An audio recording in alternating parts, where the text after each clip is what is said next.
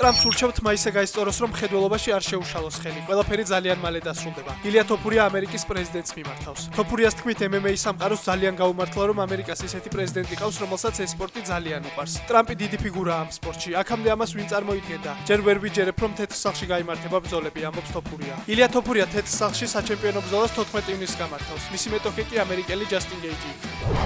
დაიხარჯა შეივსე წყალიმთის.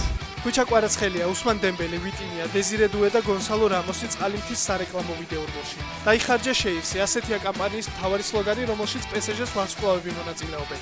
ფრანგული საფეხბურთო გრანდისა და წყალიმთის პარტნიორობა 2025 წლის მარტში დაიწყო.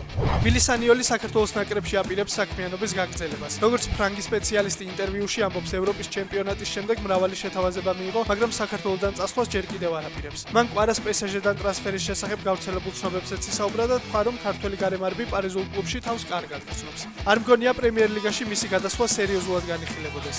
რაც შეეხება მადრიდში ტრანსფერის შესაძლებლობას, ყველაფერი იმაზეა დამოკიდებული თუ როგორ ითამაშებს, თქვა სანიოლმა ჟურნალისტების კითხვის საპასუხოდ. თამაშიდან თამაშამდე უმატებს. გიორგი გულიაშვილი ლა ლიგა 2-ის ტურის სიმბოლურ ნაკრებში შეიყვანეს. ესპანური გამოცემა Dario Assi წერს, რომ ქართველი თავდამსხმელი ყოველ მომდევნო ტურში უკეთესი ხდება. გულიაშვილმა ლა ლიგა 2-ში რასინგის რიგებში ჯამში 11 მატჩი ჩაატარა, სადაც 5 გოლი გაიტანა და 1 საგოლე გადაცემა შეასრულა.